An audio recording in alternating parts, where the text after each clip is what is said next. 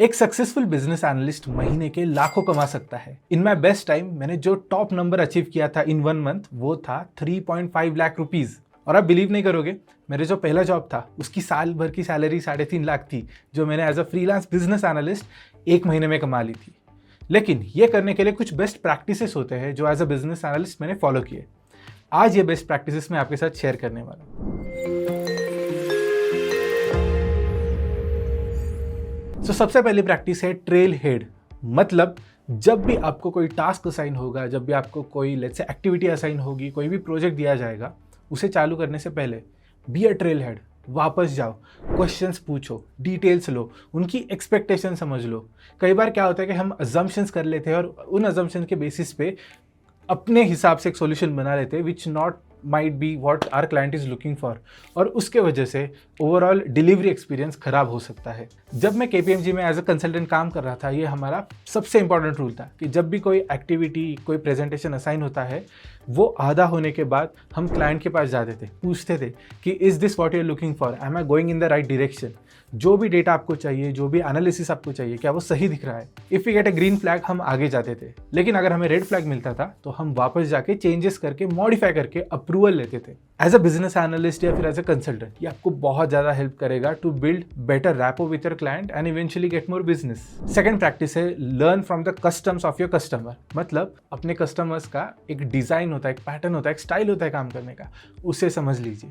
उसके साथ अगर आप अलाइन हो गए तो आप अपना काम और बिजनेस बढ़िया लेवल पे स्केल कर सकते हो with the same customer.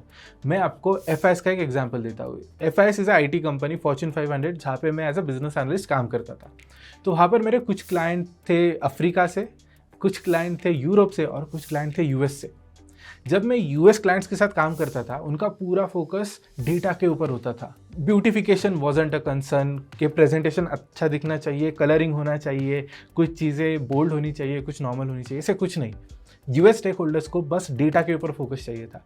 When I work with European stakeholders, मेरा एक्सपीरियंस ऐसा था कि उन्हें ब्यूटिफिकेशन भी चाहिए था along with analysis.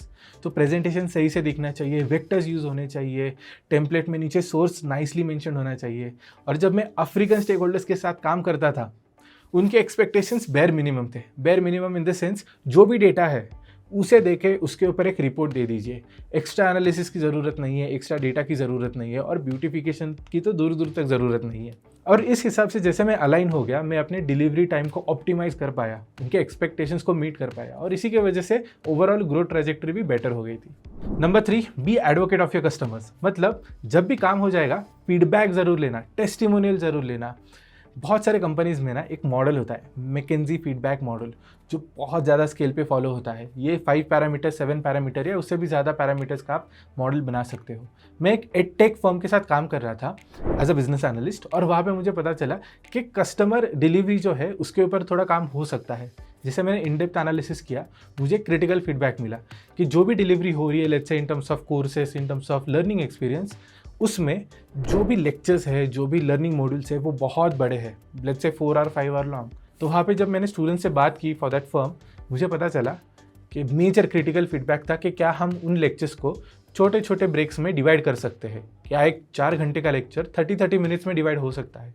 Along with that can be put in a short note, बताते हुए कि वो सेशन किस चीज़ों के बारे में है, क्या डिटेलिंग उसका है। अगर हम ये डेटा प्रोवाइड करते हैं तो यूजुअली स्टूडेंट्स टाइम स्पेंड करते हैं किसी कंसेप्ट को वापस रिविजिट करने में, वो ऑप्टिमाइज कर सकते हैं, और उसके वजह से उनका लर्निंग एक्सपीरियंस बेटर होता है, और जो ओवरऑल टेस्टिमोनियल फीडबैक पॉजिटिवली आता है वो भी बेटर होता है। Next is scheduling and communicating for success.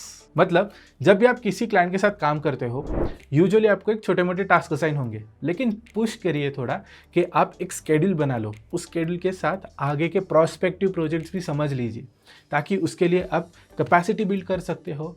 बल्कि यही नहीं, आप ये भी कम्युनिकेट करते हो कि आपको एक लॉन्ग टर्म, एक बड़े स्केल पे उनके साथ बिजनेस बढ़ाना है। As a full time business analyst and as a freelance business analyst, ये मेरा सबसे मेजर टेक अवे था कि अपनी अवेलेबिलिटी कन्वे करो, अपनी कैपेबिलिटी कन्वे करो। जब भी उनको ज़रूरत होगी वो आपको ज़रूर रीच आउट करेंगे। ऐसे ही जो मैंने अपनी एजेंसी थी फ्रीलांस बिजनेस एनालिस्ट की, जो मैंने 3 क्लाइंट से स्टार्ट की थी, वो स्केल कर ली थी 10 क्लाइंट्स पे। लेकिन उसके बाद जो मेजॉरिटी ऑफ ग्रोथ आई थी वो एग्जिस्टिंग क्लाइंट से ही आई थी in terms of better revenue. तो इसे आप भी रेप्लिकेट कर सकते हैं। And I know this sounds really exciting. अगर आप भी एक ऐसे रोल में इंटरेस्टेड हो जहाँ पे आपको एक बिजनेस एनालिस्ट बनना है, then I have a recommendation for you. मेरी एक टीम एट स्किल आर्बिट्राज जिन्होंने आपके लिए एक कोर्स डिज़ाइन किया है। इस कोर्स का नाम है diploma in financial and data analytics. इस कोर्स में आपको सारे टॉप एंड टूल्स है, जो भी कंसेप्ट्स लगते हैं, fundamentals right from learning basic statistics, business, finance and then analytics, वो आपको सिखाया जाएगा। इसके बाद after completion of the course आपको एक सर्टिफिकेट दिया जाएगा और हमारे डेडिकेटेड मेंटर्स आपका मॉक इंटरव्यू लेंगे, आपकी प्रोफाइल बिल्ड करेंगे and then our dedicated placement assistance cell आपको आपकी ड्रीम जॉब लैंड करने में हेल्प करेगी। So if you are someone who is interested in this, मैंने इस कोर्स की लिंक डिस्क्रिप्शन में मेंशन कर दी है, do check it out. And coming to our last habit which is the most important one, commit yourself to the habit of improvement. Market में नई चीज़ें आती रहती है, नए टूल्स आते हैं, नए टेक्नोलॉजीज आते हैं, और अगर आपको आपके क्लाइंट को as a best practice best चीज़ें, best activities, best results deliver करने हैं, तो आपको कंटिन्यूस इंप्रूवमेंट ट्रेजेक्ट्री मेंटेन करनी पड़ेगी। यहाँ पर आपको खुद पे इन्वेस्ट करना पड़ेगा, L&D लर्निंग एंड डेवलपमेंट में इन्वेस्ट करना पड़ेगा, नेटवर्किंग में इन्वेस्ट करना पड़ेगा, एंड नॉट जस्ट दैट, जो भी आप डिलीवरी मॉडल बना रहे हो, क्या आप उसे ओवर टाइम बेटर कर सकते हो, क्या कम टाइम में डिलीवरी हो सकती है, क्या कम कॉस्ट में डिलीवरी हो सकती है, या एग्जिस्टिंग डिलीवरी को कैसे एनहांस किया जाता है इन टर्म्स ऑफ क्वालिटी।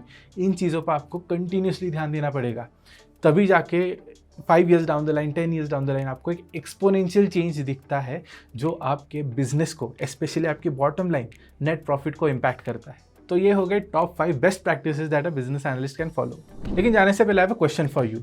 जो भी प्रैक्टिसेस मैंने मेंशन की है, क्या आप इन्हीं प्रैक्टिसेस में से कोई भी एक प्रैक्टिस फॉलो करते हो? अगर करते हो तो कमेंट सेक्शन में अपना जवाब ज़रूर मेंशन करना।